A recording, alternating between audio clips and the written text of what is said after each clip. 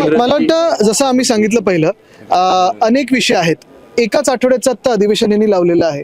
एवढ्या छोट्या अधिवेशनात अनेक विषय आहेत. भ्रष्टाचाराचे विषय आहेत, शेतकऱ्यांना न्याय देण्याचा विषय आहे, तपोवनचा विषय आहे, इकडच्या अग्निवनचा विषय. मला वाटतं ह्या सगळ्या विषयांवर कशा आम्ही हाऊसमध्ये मांडू शकू ह्याच्यावर आमची चर्चा झाली. पंतप्रधान नरेंद्र मोदी वंदे मातरमवर बोलताना असं म्हटले की काँग्रेसनं नेहमी मुस्लिम लीग समोर गुडघे टेकलेले आहेत. मला वाटतं अशा पदावर बसलेल्या व्यक्तींनी असं बोलणं हे कितपत योग्य हे देशाने ठरवावं, त्यांच्या पक्षाने ठरवावं. पण एक महत्वाचं आहे, भाजपकडून हे स्पष्टीकरण अजूनही आलं नाहीये की राज्यसभेमध्ये जय हिंद आणि वंदे मातरम बोलण्यावर जी बंदी घातली होती ती आत्ता भाजपच्या काळात घातली होती. आत्ता त्यांच्या रूल बुक मध्ये आलेलं आहे. तर त्याच्यावर भाजप माफी मागणार आहे का? ज्यांनी हे छापलं असेल त्यांचं सस्पेन्शन करणार आहे का? हे त्यांनी सांगावं पहिलं. म्हणजे एका बाजूला तुम्ही वंदे मातरम आणि जय हिंदचा राजकीय वापर करता, पण दुसऱ्या बाजूला तुम्ही तुमच्याच पार्लमेंटमध्ये बंदी टाकता. ही दुटप्पी भूमिका कशाला करता तुम्ही? आणि जे आम्ही ज्या देशाबद्दल बोलत आहोत आज त्याच देशामध्ये आपण पाहतोय बेरोजगारी वाढत चाललेली आहे. प्रत्येक शहर ह्याचा विनाश होत चाललेला आहे. जे पर्यावरण आहे ते तुम्ही संपत चाललेलं आहात. रुपया 90ला आत्ता पोचलेला आहे. आणि हे सगळं करत असताना भाजपकडून आम्ही देशभक्तीचे धडे घ्यायचे. देशभक्ती खरी ही देशाचा विकास, शाश्वत विकास ही देशभक्ती असेल. नंदुरबारमध्ये एक भयान वास्तव समोर येत आहे. ज्या गरोदर बाळंतपण महिलांचं केलं जात आहे ते ब्लेड किंवा बाणाच्या माध्यमातून केलं जात आहे. राज्य सरकारची सुरक्षा मातृत्व ही योजना ही अशा दुर्गम भागांमध्ये पोहोचलेली नाहीये आणि या योजनेवरती 1.5 वर्षात नाही, हा भयानक विषय आहेच आणि ह्याच्यावर उद्या सखोल चर्चा होईल. ह्याच्यावर विरोधी पक्ष म्हणून देखील आम्ही आवाज उठू.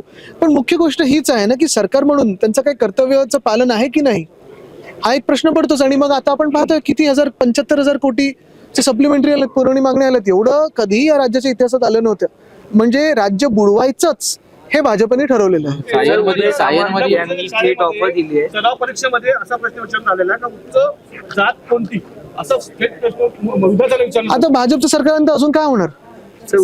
सायनमधील विश्व हिंदू परिषदेला जागा जी आहे ते नगर विकास विभागाकडून देण्यात आलेली आहे. त्या ठिकाणी विविध कामं जी आहेत ते विश्व हिंदू परिषदेच्या वतीने केले जाणार आहेत.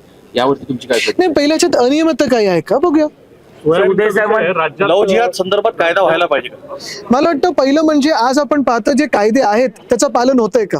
आपण या देशातले कायद्यांचं पालन होत नाही. एका बाजूला भाजपचंच सरकार केंद्रातलं जय हिंद आणि वंदे मातरमवर बंदी टाकते राज्यसभेत बोलण्यापासून. मग बाकीचे विषय कशाला निवडणुकीच्या पुरता आणता तुम्ही? आणि प्रकरणामध्ये पाच पवारांचं नाव येते त्यामुळे सरकार कुठे बॅकफुटला गेलं असं वाटतं. बघा, सरकार बॅकफुटवर जात नाही कारण सरकार निर्लज्ज आहे. सरकार दिवसा ढवळे घोटाळे करत आहे, पैसे खात आहे आणि निवडणुकीत देखील हेलिकॉप्टर मधून कुठच्या आनंदाचं शीताचं वाटप होतोय हे देखील आपल्याला माहिती आहे. पण कुठेही सरकारला लाज वाटत नाही.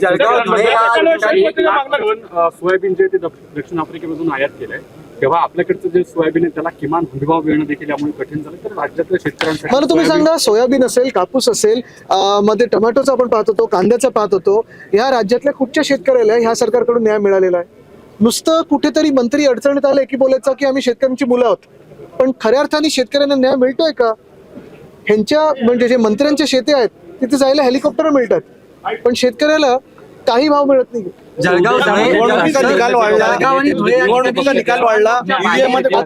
नाही, एक महत्वाचं आहे की जी यांनी ऑफर दिलेली आहे त्यांनी नक्की सांगावं ते नेमकं कुठच्या पक्षात आहेत आणि पुढच्या महिन्यामध्ये कुठच्या पक्षात जाणार आहे त्यांनी सांगावं.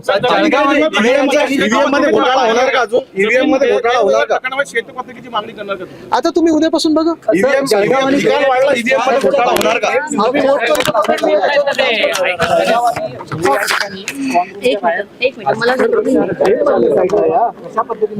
पण सीसीटीव्ही चालू आहे.